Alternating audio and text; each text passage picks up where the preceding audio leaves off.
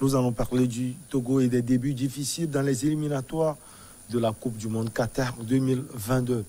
Éliminatoire Coupe du Monde 2022, l'Italie élargit son record mondial d'invincibilité à 37 matchs. Et puis on termine par l'Allemand Jérôme Boateng, condamné à 1,8 million d'euros d'amende pour violence conjugale. Henri Akodo, bonjour. Bonjour Michel, bonjour à nos chers amis.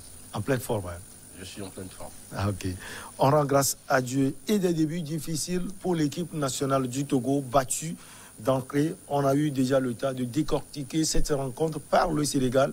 Ensuite, le Togo a perdu à domicile face à la Namibie. Qu'est-ce qui s'est passé, Henri? C'est l'abattement, c'est la désillusion, c'est la consternation, c'est un sentiment d'affection qui anime tous les supporters de cette sélection nationale des éperviers du Togo, qui a encore essuyé une défaite assez cuisante le dimanche dernier, le 5 septembre au stade de Kégué, face à cette formation des Brave Warriors de la Namibie, 1-0. Le Togo, qui avait mal entamé ses éliminatoires il y a de cela quelques jours à Thiès, précisément le 1er septembre, face à la formation sénégalaise qui l'avait battu à 2-0, n'a pas pu enchaîner une victoire face à la Namibie. Le Togo continue dans cette spirale négative. Le dimanche dernier, moi j'ai constaté qu'il y avait une équipe qui avait changé de logiciel tactique. C'était un 5-4-1 face au Sénégal. Paulo Duarte, le nouveau sélectionneur de cette sélection nationale du Togo, a mis en place un 4-4-2 en losange avec un quatuor offensif composé de Plaka Fessou Meme, Fodolaba, dans l'axe de l'attaque sur les côtés, David Enen sur le côté gauche et Cesc Nuadi sur le côté droit. Dans l'enjeu, il y a eu quelques changements, notamment l'irruption dans ce 11 entrant d'un certain Tchaki Marouf, qui était le milieu offensif de cette formation. En défense centrale, Dinda Konana Bozo Koulse.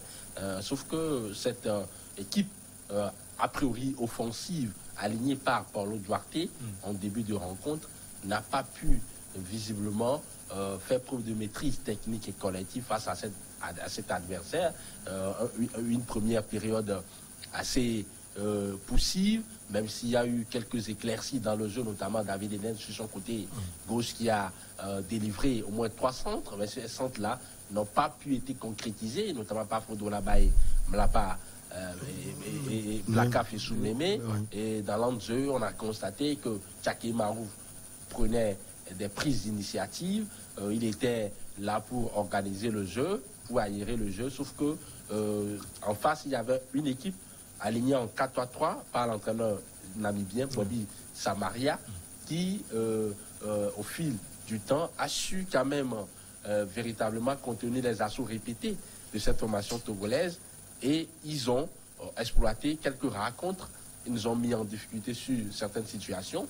Nonobstant Barcola Malcolm, ils auraient pris l'avance avant la fin de la première période, 0 but partout. En deuxième période, cette formation togolaise est revenue avec de très belles intentions, sauf que c'était un peu tiré par les cheveux.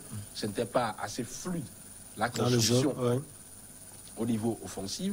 L'animation défensive également était assez statique. Ce n'était pas assez cohérente, ce n'était pas assez consistante. La preuve, plusieurs errances de la part du capitaine Dinda Konan. Et ce but-là que le Togo a pris, un but sur une situation irrégulière, il faut le dire, mais ce Namibien a su quand même marquer sur coup franc, 1-0 pour la Namibie. Derrière les éperviers, nonobstant les entrées de Elom Niavedi, n'ont pas pu égaliser. Aujourd'hui, après 2 rencontres, 0 pointé, 3 buts encaissés, 0 but marqué, les Togolais se sabordent, se sont liquéfiés tout simplement, se sont mis en difficulté dans l'optique de la qualification pour la Coupe du Monde Qatar 2022. Pour le match contre la Namibie, j'ai constaté personnellement que le Togo avait l'occasion, ou bien des occasions, pour pouvoir marquer un but, sauf qu'on a confondu vitesse et précipitation de la part de votre équipe nationale. Il n'y avait pas eu, justement, simplicité dans l'exécution technique, il n'y avait pas eu cette efficacité qui est recherchée dans un match de football âprement disputé face à une formation namibienne très athlétique et très physique qui sait également manier le ballon.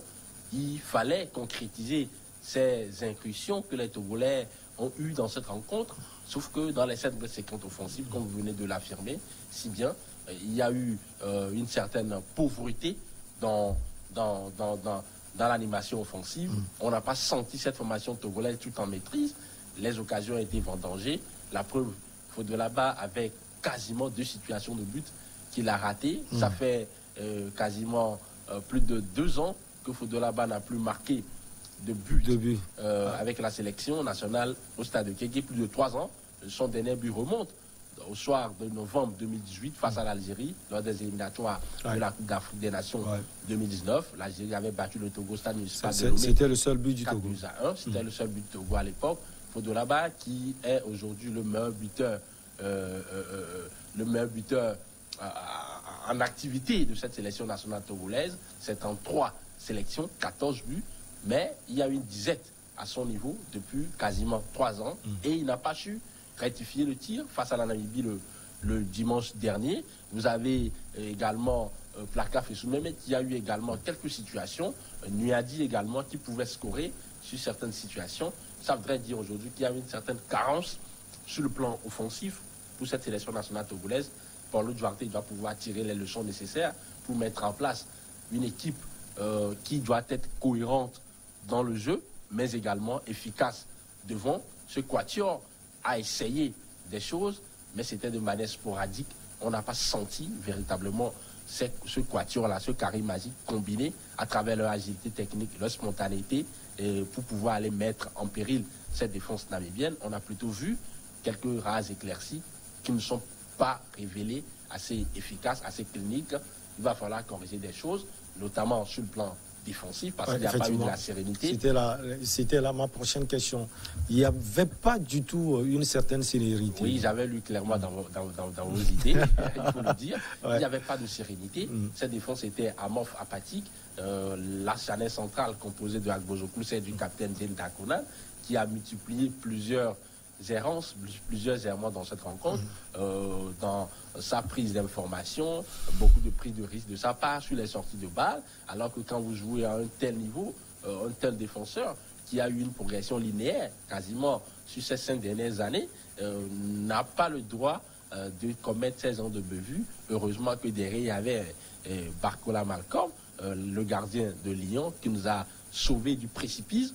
Sinon on allait encaisser au moins 3 buts. Dans cette rencontre, n'aurait pas crié au scandale. Il va falloir, à ce niveau, au niveau de Paulo Duarte, trouver un peu la stabilité, trouver un peu la stratégie, la bonne carburation pour que cette défense soit compacte, hermétique et régler le problème qui s'est posé au niveau de l'enjeu, notamment la question de la récupération collective. Quand le Togo perdait la balle, la fois dernière face à la Namibie, on ne sentait pas une équipe en bloc qui allait à la conquête du ballon. Qui pouvaient tout faire ensemble. Ça marchait. Ce n'était pas assez cohérent dans les idées. Il n'y avait pas une coordination dans les déplacements pour aller chercher le ballon et on a laissé l'adversaire jouer. On s'est mis tout simplement en danger sur certaines situations. Je pense qu'il va falloir corriger, nonobstant l'aspect offensif également, la question de la récupération collective, la question de l'intensité, de l'agressivité, dans le bon sens du terme. Il va falloir multiplier les courses à haute intensité, être solide défensivement pour les prochaines sorties.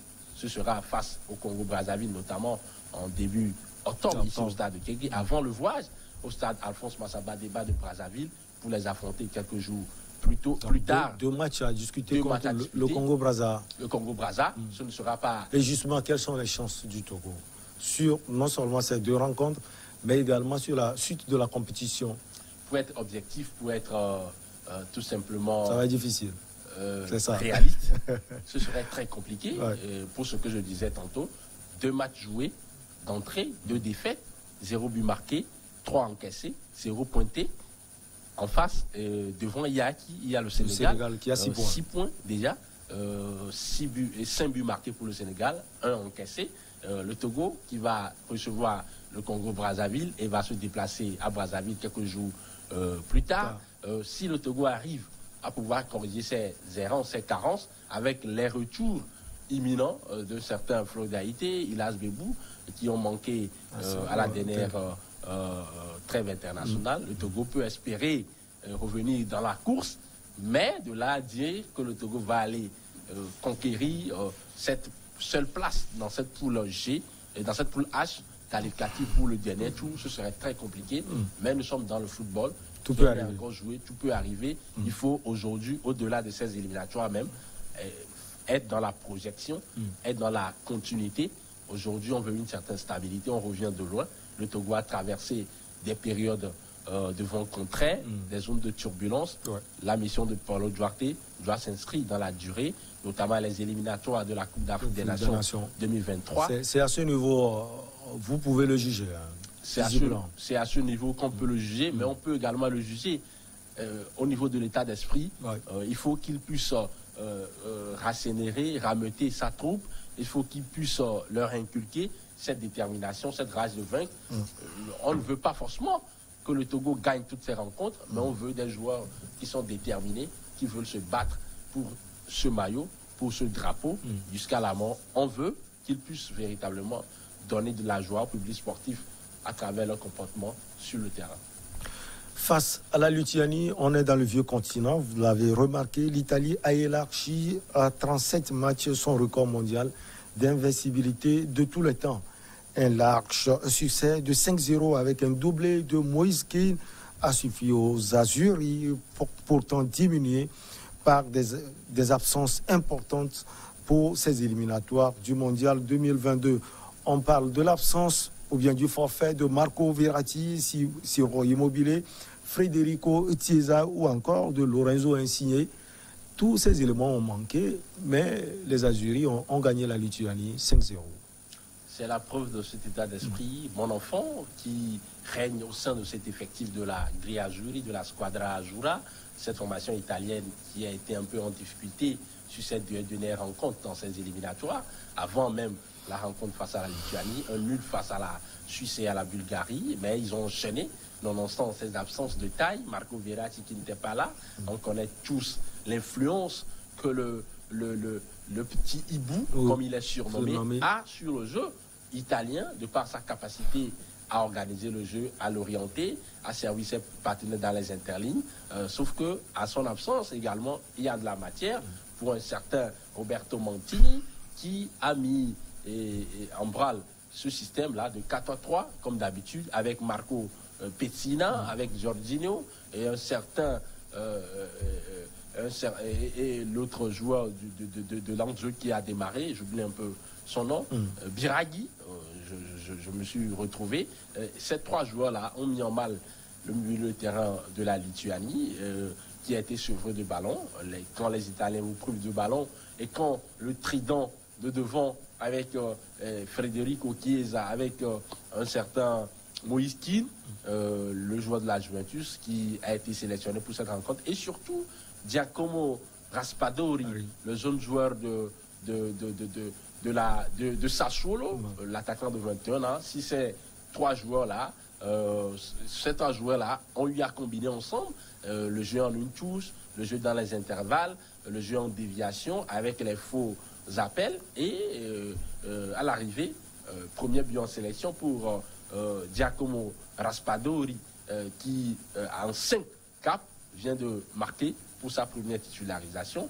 Moïse Kean en a marqué également un doublé, et avec une solidité défensive derrière, l'Italie ne peut que rayonner dans le jeu. Et au niveau du résultat, aujourd'hui, ils sont leaders dans leur poule avec 14 points devant la Suisse qui a 8 points. C'est bien parti pour la Squadra Azzurra qui va se qualifier vraisemblablement pour la prochaine match du football mondial. Et série sur le gâteau, la série d'invincibilité qui 37 au total. 37 au total pour la Grille Azzurri. Grosse nation de football. Chapeau à Roberto Mantini qui a su mettre en place une équipe très jeune. Il a trouvé la misture entre les anciens, notamment les Leonardo Bonucci, les Giorgio Chiellini et ces jeunes joueurs, notamment Raspadori et bien évidemment, il y a d'autres également, Gianluigi Scamacca, qui a eu à rentrer également dans cette rencontre. C'est-à-dire que Roberto Mantini, depuis son arrivée à la tête de cette sélection en 2018, fait un travail exceptionnel. Il est dans la lignée de ces grands entraîneurs italiens qui ont marqué le football italien, qui ont été des artisans forts d'une révolution tactique en Italie, notamment le Arrigo Sacchi, le match de Fusignano, comme il est surnommé, l'ancien entraîneur du Milan AC. Vous avez cité un certain Giovanni Trapattoni, un monstre, un vieux de la vieille, un théoricien du football. Cesaro Maldini. Marcello Lippi, celui-là qui a remporté la Coupe du Monde 2006 avec l'Italie, mais d'autres également. Comme le père de Maldini, Cesaro Maldini. La fratrie Maldini, de très grands joueurs, grands entraîneurs également, Cesare Maldini. Et donc, c'est-à-dire qu'aujourd'hui, l'Italie, avec 4 sacs en Coupe du Monde, 2 au niveau de la Coupe d'Europe, de l'Euro, l'Italie est une grosse nation de football et elle voudra bien aller au Qatar en 2022 pour pouvoir accrocher une 5e étoile à sa tunique. Elle a les possibilités sans doute. Elle en a les possibilités. Quand vous voyez un peu le jeu chatoyant, flamboyant, tourné vers l'avant, avec cette insouciance-là au niveau de ces jeunes joueurs qui ont le vent en poupe, ça joue bien au football, ça combine bien. On se déplace les uns par rapport aux autres. Il y a une sécurité défensive assurée par ce joueur dont on ne parle pas beaucoup, Jorginho, exceptionnel joueur, d'origine brésilienne, une vision de jeu assez impeccable. Il a cette capacité de voir avant tous les autres. Il est d'un admirable technique. Il a cette facilité déconcertante de pouvoir se débarrasser, se desserrer de l'étau lorsqu'il est acculé. Il tranquillise le jeu italien et les flèches sur les côtés comme Federico Chiesa et Berardi devant, même si Thierry Immobile est en période de disette actuellement, 15 buts marqués en 53 sélections avec l'Italie. Il y a d'autres joueurs derrière qui frappent à la porte pour être titulaires, notamment Raspadori, Giacomo et le jeune joueur Moïse Kean. Il y a de la matière pour l'Italie, pour espérer pour l'Italie. On peut dire, Henri Akodo, que c'est le grand retour de la Gliazurie sur le plan non seulement européen, mais également mondial.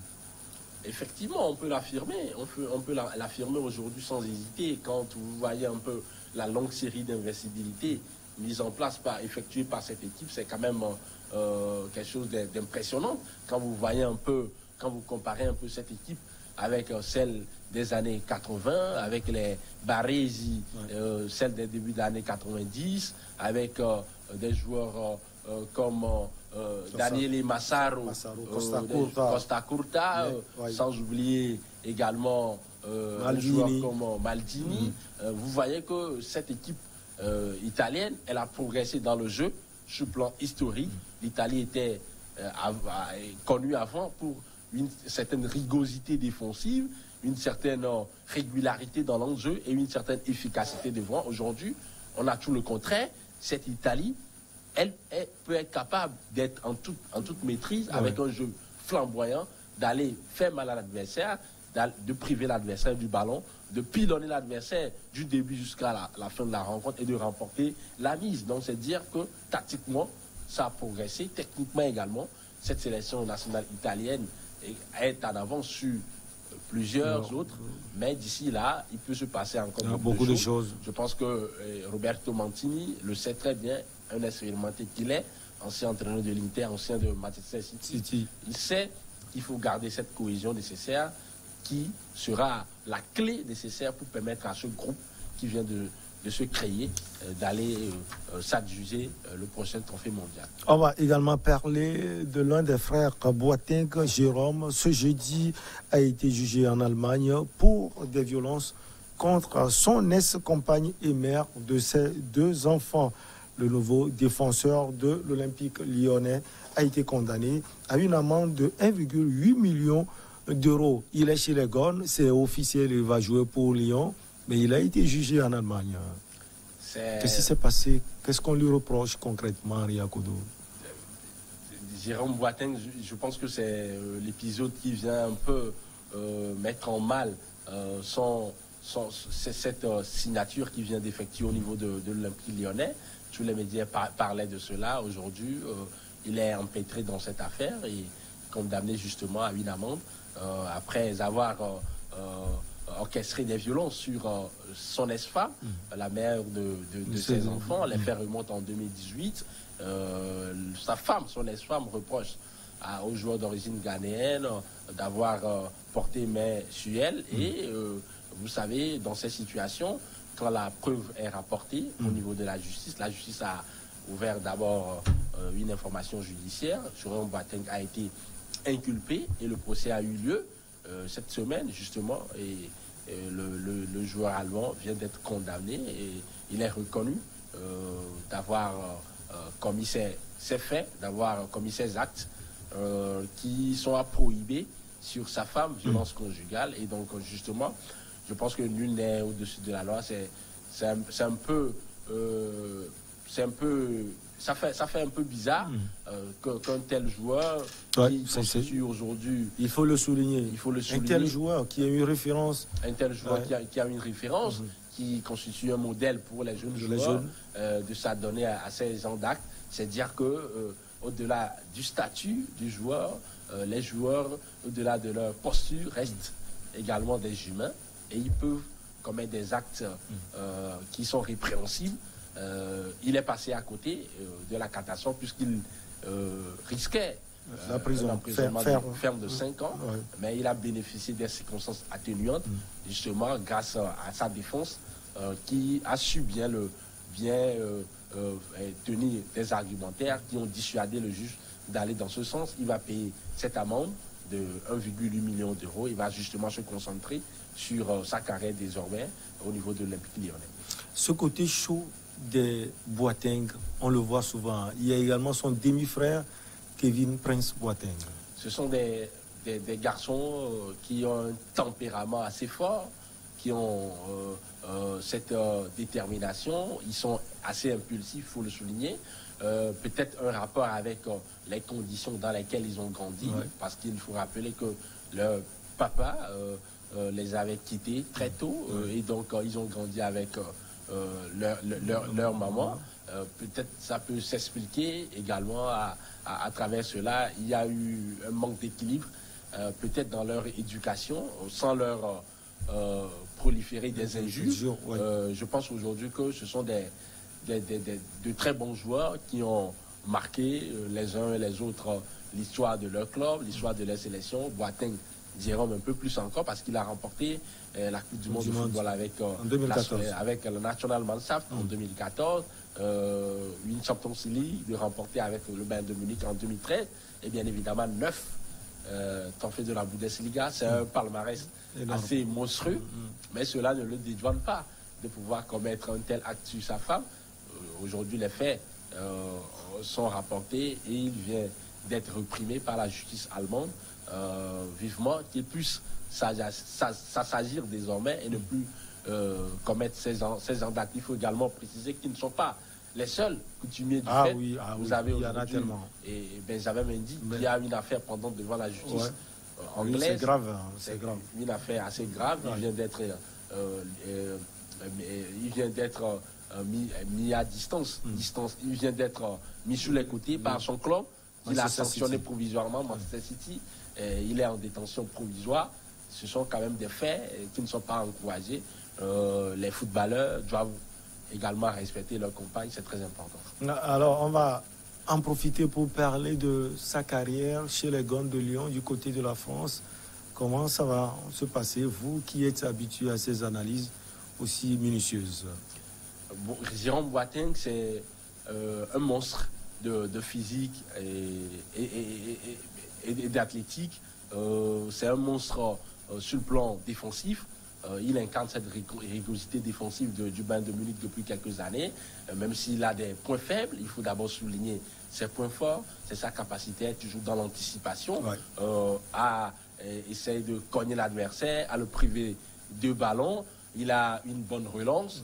Il est capable non seulement de trouver une fenêtre de passe courte, mais également il a cette vitesse gestuelle qui lui permet sur des passes laser, comme on le dit dans le jargon, les longues transversales, de perforer 2 rideaux défensifs et de mettre sur orbite un partenaire démarqué devant.